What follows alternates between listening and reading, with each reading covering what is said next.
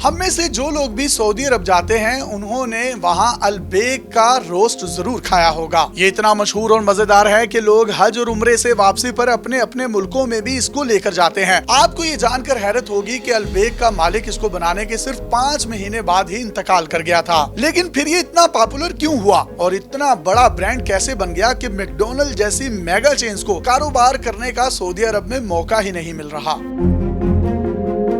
Albaik کی کہانی سعودی عرب میں 1974 میں جدہ شہر سے شروع ہوئی۔ البیک کے بانی الشکور ابو غزالہ نے دیکھا کہ ملک میں سستے اور معیاری کھانے کی ضرورت ہے۔ اسی ضرورت کو پورا کرنے کے لیے انہوں نے ریسٹورنٹ کھولنے کا فیصلہ کیا۔ انہوں نے اپنی ساری جمع پونجی اس کام میں لگا دی۔ انہوں نے ڈیپ فرائیڈ چکن اور آلات کے لیے غیر ملکی کمپنی سے معاہدہ کیا اور اس تمام مشینری کو سعودی عرب امپورٹ کیا۔ مشینری آنے کے بعد جدہ میں پہلا ریسٹورنٹ کھولنے کا فیصلہ کیا گیا، لیکن انہیں مختلف قسم کے مسائل کا سامنا کرنا پڑا۔ جدہ پرانے شہر سے شمال کی طرف بڑھ رہا تھا، لہٰذا البیک کے مالک نے جدہ کے شمالی علاقے کا انتخاب کیا اور یہاں المدینہ روڈ پر نئی عمارت میں ریسٹورنٹ کھولنے کا فیصلہ کر لیا۔ اب سعودی عرب کے شہر جدہ میں البیک ریسٹورنٹ کی پہلی بلڈنگ کی تعمیر کا کام شروع ہو گیا، لیکن جلد ہی اس کی تعمیر کو معطل کرنا پڑا کیونکہ نئے تعمیر شدہ عمارت تک بجلی نہیں پہنچتی تھی۔ ان تمام چیلنجز کے باوجود البیک کے مالک الشکور نے ہمت نہیں ہاری۔ اس نے ریسٹورنٹ کے لیے ایئرپورٹ روڈ پر ایک نئی جگہ کا انتخاب کیا۔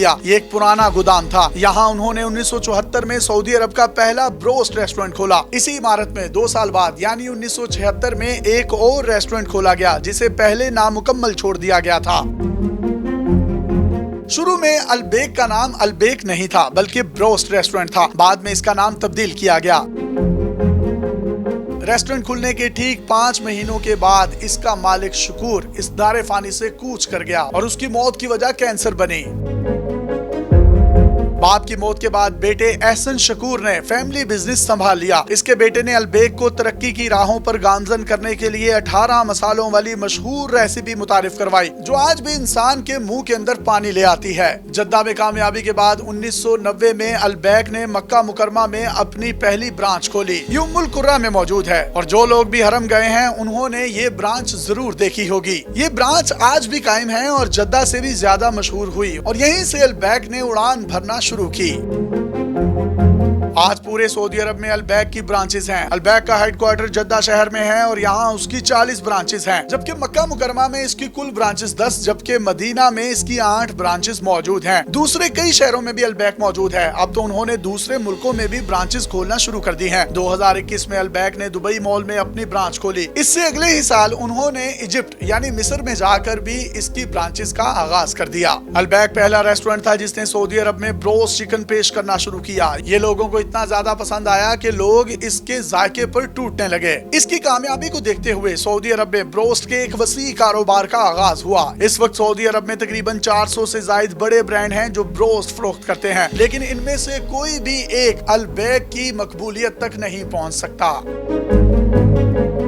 اب بات کرتے ہیں البیک کی کامیابی کے پیچھے چھپے ہوئے راز کی۔ کہا جاتا ہے کہ البیک کی کامیابی کی 2 وجوہات ہیں۔ ایک تو ہے ان کی ریسیپی جو وہ کسی کے ساتھ بھی شیئر نہیں کرتے۔ شروع میں جب انہوں نے دوسرے شہروں میں برانچز کھولنا شروع کی تو یہ جدہ والی برانچ سے مسالہ لگا ہوا مرغی کا گوشت دوسری برانچوں کو سپلائی کرتے تھے تاکہ ان کی سیکرٹ ریسیپی کا کسی کو پتہ نہ چل سکے، لیکن بعد میں یہ ریسیپی پبلک ہو گئی اور اس کے بعد ہر شخص البیک جیسے ٹیسٹ کی چیزیں اپنے گھر میں بنانے لگا۔ لیکن اس سب کے باوجود بھی البیک کی مقبولیت اور اس کی سیل میں کمی واقعہ کیوں نہیں ہوئی؟ اس کی وجہ یہ ہے کہ البیک والے اللہ کے ساتھ تجارت کرتے ہیں اور جب انسان اللہ سے تجارت کرتا ہے تو اس کا 10 گنا اس کو دنیا میں اور 70 گنا آخرت میں ملتا ہے۔ البیک والے بھی اسی فارمولے پر مکمل یقین اور ایمان کے ساتھ عمل پیرا ہیں۔ یہ پہلے دن سے ہی بڑھ چڑھ کر خیراتی کام کر رہے ہیں۔ انہوں نے شروع سے ہی فیصلہ کر لیا تھا کہ ہر بروسٹ کے بدلے 1 ریال خیرات کیا کریں گے۔ یہ خیرات اتنی زیادہ ہو گئی کہ کئی ادارے وجود میں آ گئے جن کا پورا بجٹ البیک والے مہیا کرتے ہیں۔ کہا جاتا ہے البیک کے مالک شکور کے مرنے کے بعد یہ خدشہ پیدا ہو گیا تھا کہ شاید ان کے بیٹے یہ کام نہ کریں، لیکن انہوں نے بھی اپنے باپ کے نقشے قدم پر چلتے ہوئے اللہ سے تجارت کا سلسلہ بند نہ ہونے دیا۔ یہی وجہ ہے کہ البیک کا ریونیو دنیا کے بڑے انٹرنیشنل برانڈ سے بھی زیادہ ہے اور اس کے کھانے والے قطاروں کی شکل میں 3 گھنٹے بھی ویٹ کر کے البیک کو ہی کھانا پسند کرتے ہیں۔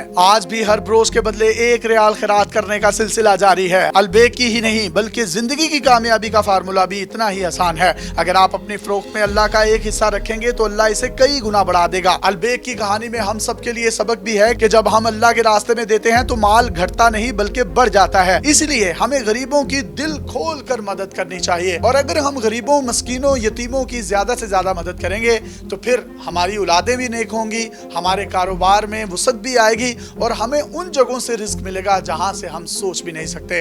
अपने मेजबान यासिर शामी को पाकिस्तान के सबसे बड़े digital media network daily Pakistan से इजाजत दीजिए और देखते रहिए डेली पाकिस्तान। अल्लाह हाफिज।